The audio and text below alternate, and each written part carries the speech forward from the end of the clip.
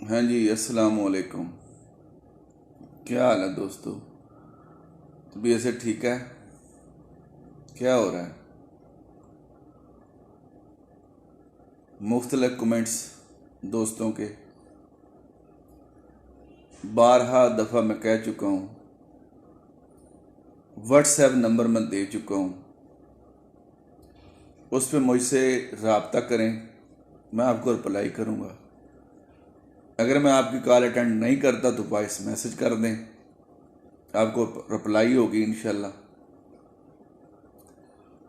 تو جناب، آپ نے ڈھاک جو درخت ہے اس کے بیج لینے ہیں 1 تولہ،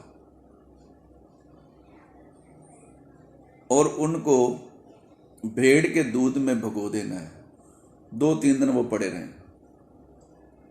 اب نکال کر ان کو خشک کر لیں۔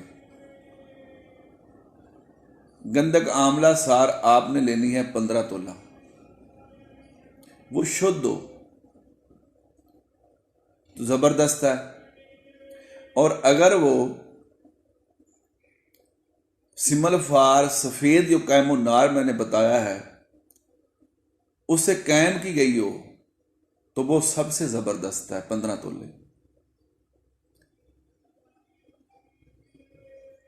بیج جب خشک ہو جائیں ڈاک کے، جو بیڑ کے دودھ میں بھگوئے تھے 1 تولہ،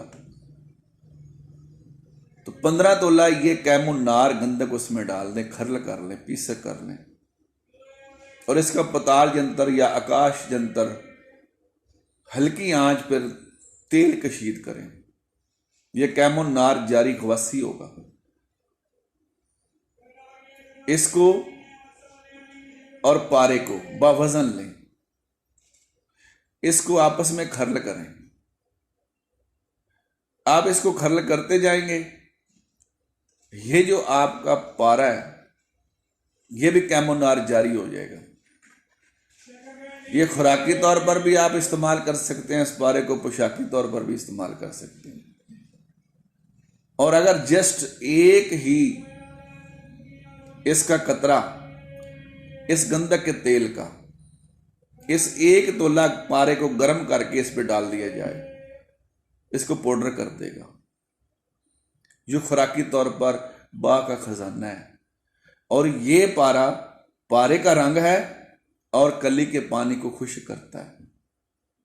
یہ ایک ڈی این اے، اب یہ پارا آپ کے پاس قیم النار، یہ تولے سے تولہ ملاتے جائیں، 1000 تولہ بنا لیں، وہ 1000 تولہ آپ کا قیم النار ہوگا۔ تو جناب یہ بنائیں اور اس سے فائدہ اٹھائیں، یعنی ڈھاک کے بیج 1 تولہ بھیڑ کے دودھ میں بھگونا ہے، 3-4 دن پڑے رہیں، پھر اس کو خشک کرنا ہے، پھر 15 تولہ گندک قیم النار کے ساتھ اس کو کھرل کرنا ہے، خشک ہونے کے بعد پھر اس کا تیل کشید کرنا ہے، پھر 1 قطرہ 1 تولہ پارا کے لیے وہ کافی ہے۔ ٹھیک ہے؟ اگر برابر ڈالیں گے تو ہو سکتا ہے وہ پارے کو بھی تیل کر دے، پھر وہ پارا پارے پہ اور کلی پہ کام آئے گا۔